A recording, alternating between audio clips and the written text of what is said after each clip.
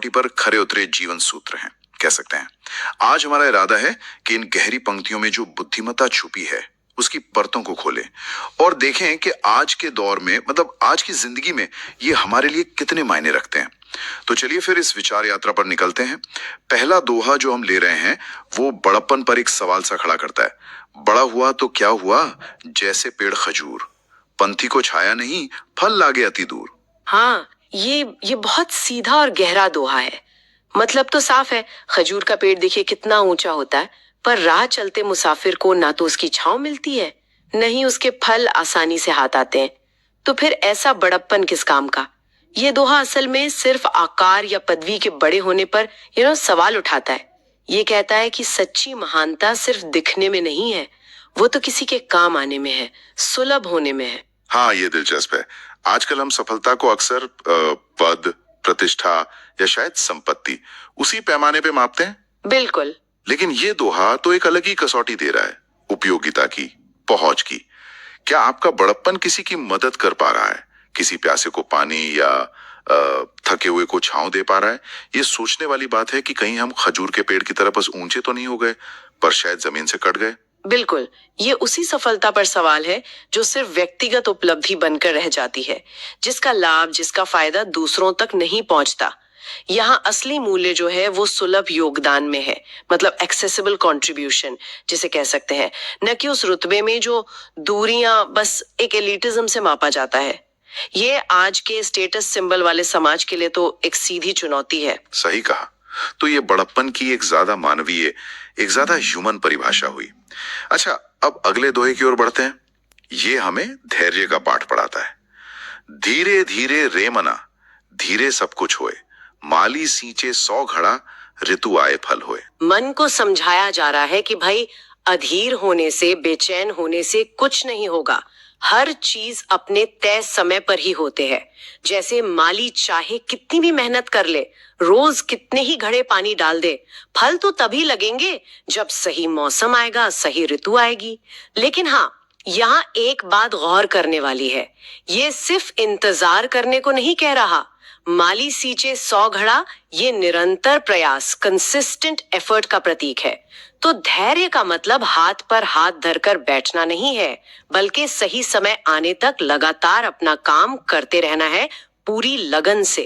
लेकिन यहाँ एक सवाल उठता है। आज की दुनिया तो रफ्तार की है ना, कंपटीशन की है। क्या ये धीरे धीरे वाला नजरिया हमें पीछे नहीं छोड़ देगा? जहां हर कोई तेजी से आगे बढ़ना चाहता है, वहां धैर्य रखना कहीं नुकसान दे तो नहीं? इसमें बैलेंस कैसे करें? ये बहुत वाजिब सवाल है आजकल के हिसाब से। देखिए, ये दोहा निष्क्रियता का उपदेश नहीं दे रहा, ये पैसिव होने को नहीं कह रहा। ये प्राकृतिक गति और प्रक्रिया, मतलब जो नेचुरल पेस है, जो प्रोसेस है, उसको समझने की बात कर रहा है। माली सींचना बंद नहीं करता, वो रोज पानी देता है, वो प्रक्रिया का सम्मान करता है। यह उस समझदारी के बारे में है कि कुछ चीजें, जैसे कोई हुनर सीखना हो, कोई गहरा रिश्ता बनाना हो या कोई बड़ा लक्ष्य साधना हो, उसमें समय लगता है, सतत देखभाल मांगती हैं वो चीजें। जल्दबाजी में अक्सर क्या होता है, नींव कच्ची रह जाती है। हाँ, ये तो है। तो ये धैर्य असल में सही समय पर सही प्रयास की समझ है, न कि सिर्फ धीमा होना।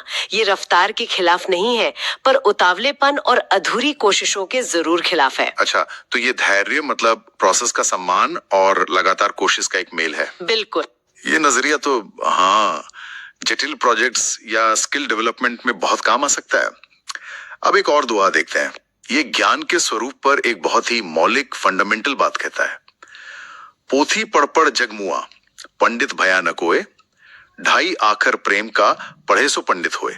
जी, ये दोहा किताबी ज्ञान की जो सीमाएं हैं, लिमिटेशंस है, उनकी ओर इशारा करता है कि सिर्फ ग्रंथ या पोथियां रट लेने से कोई सच्चा ज्ञानी या पंडित नहीं बन जाता। दुनिया ऐसे लोगों से भरी पड़ी है जिन्होंने बहुत पढ़ा, शायद डिग्रियां भी बहुत है, पर जीवन के सार को नहीं समझ पाए। इसके उलट जिसने प्रेम के 2.5 अक्षर को समझ लिया, यानी जिसने मानवता, करुणा, आपसी जुड़ाव, इस सब के मर्म को जान लिया, वही असली में ज्ञानी है, वही पंडित है। ये बात सोचने पर मजबूर करती है। क्या इसका मतलब ये है कि फॉर्मल एजुकेशन या ज्ञान अर्जन का कोई महत्व नहीं? नहीं, ऐसा नहीं। या फिर ये ज्ञान के उद्देश्य पर जोर दे रहा है कि ज्ञान सिर्फ जानकारी इकट्ठा करना नहीं है, बल्कि एक बेहतर इंसान बनना है? आपने बिल्कुल सही पकड़ा, बिल्कुल सही। ये फॉर्मल एजुकेशन को नकार नहीं रहा, बल्कि ये ज्ञान और समझदारी के बीच एक बहुत महत्वपूर्ण फर्क बता रहा है। ज्ञान क्या है? तथ्यों और सूचनाओं का संग्रह हो सकता है, इंफॉर्मेशन। लेकिन समझदारी उस ज्ञान को मानवीय मूल्यों जैसे प्रेम, करुणा, सहानुभूति, इनके साथ जीवन में उतारने का नाम है। प्रेम का 2.5 अक्षर इसी गहरी समझ और इमोशनल कनेक्शन का प्रतीक है। मान लीजिए एक डॉक्टर है, उसके पास बहुत ज्ञान है, सारी किताबें पढ़ी हैं, पर वो मरीज का दर्द महसूस नहीं कर सकता। दूसरी तरफ एक डॉक्टर है जो ज्ञानी भी है और करुणामयी भी, एम्पैथेटिक भी। ये दोहा कहता है कि असली पंडित दूसरा वाला है, क्योंकि उसने ज्ञान को प्रेम और मानवता से जोड़ा है। वाह, तो ज्ञान और समझदारी का ये फर्क, ये तो बहुत अहम है। बहुत अहम। इसका मतलब शिक्षा का लक्ष्य सिर्फ दिमाग को सूचनाओं से भरना नहीं है, बिल्कुल, बल्कि दिल को संवेदनाओं से समृद्ध करना भी है। केवल डिग्रियां या जानकारी का भंडार किसी को पंडित नहीं बनाता, मानवीय संवेदनाएं और व्यवहार बनाते हैं। चलिए अब अगले दोहे पर चलते हैं। ये इंसान के एक आम स्वभाव पर टिप्पणी करता है। दुख में सुमिरन सब करें, सुख में करे न कोई, जो सुख में सुमिरन करें तो दुख काहे को होए। हाँ, ये तो इंसान की एक बहुत जानी पहचानी आदत की ओर इशारा करता है ना? अक्सर लोग परेशानी में या दुख में ही भगवान को या किसी ऊपरी शक्ति को याद करते हैं। हाँ, ये देखा जाता है। जैसे ही अच्छे दिन आते हैं सब ठीक हो जाता है, वे उसे भूल जाते हैं। दोहा कहता है कि अगर सुख के दिनों में भी उस शक्ति को या अपने मूल्यों को या अपनी कृतज्ञता को उसको याद रखा जाए तो शायद जीवन में दुख आए ही ना, या कम आए।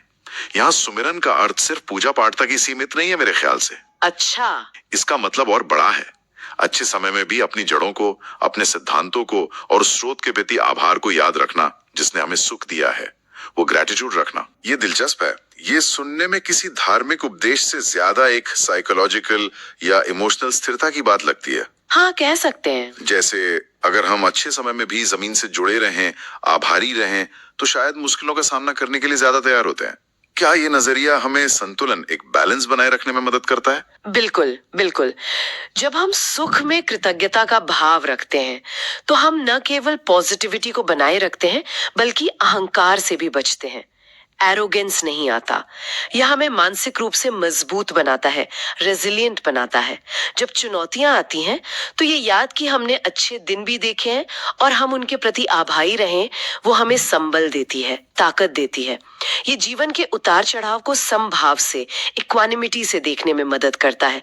तो हाँ, ये सिर्फ ईश्वर को याद करने के बारे में नहीं है, बल्कि जीवन के प्रति एक संतुलित, विनम्र और कृतज्ञ नजरिया बनाए रखने के बारे में है। तो ये निरंतरता और कृतज्ञता का संदेश है और ये भावनात्मक स्थिरता की ओर ले जाता है। अब आखिरी दोहे की तरफ बढ़ते हैं। ये आलोचना और आलोचकों के बारे में एक बहुत ही अनोखी सलाह देता है।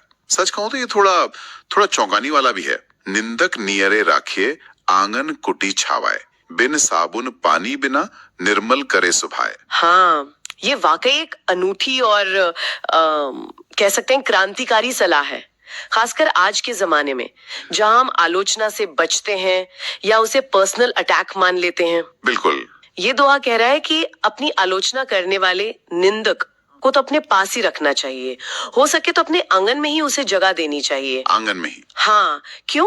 क्योंकि वो आलोचक बिना साबुन और पानी के ही हमारे स्वभाव की कमियों को धो के उसे साफ यानी निर्मल कर देता है। वो हमारी उन खामियों को उजागर करता है जिन्हें हम शायद खुद नहीं देख पाते, हमारे ब्लाइंड स्पॉट्स। लेकिन यहाँ एक व्यावहारिक मुश्किल नजर आती है।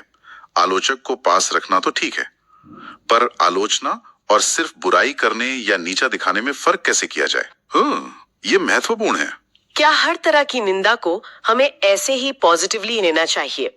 इसमें तो नेगेटिविटी में डूब जाने का खतरा भी हो सकता है। आपका सवाल बहुत महत्वपूर्ण है और ये इस दोहे की गहराई को समझने में मदद करता है। देखिए, ये दोहा हमें आंख बंद करके हर निंदक की हर बात मानने को नहीं कह रहा, बिल्कुल नहीं। ये हमें आलोचना के प्रति एक खुला रवैया, एक ओपन माइंड अपनाने की सलाह दे रहा है। ये साहस की मांग करता है। क्या हम अपनी कमियों को सुनने और उन पर विचार करने के लिए तैयार हैं? यहां विवेक की जरूरत है, डिसर्नमेंट चाहिए।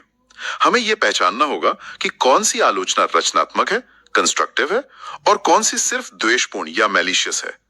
लेकिन अगर हम आलोचना से पूरी तरह बचेंगे ही तो आत्म सुधार का, सेल्फ इंप्रूवमेंट का एक महत्वपूर्ण जरिया खो देंगे।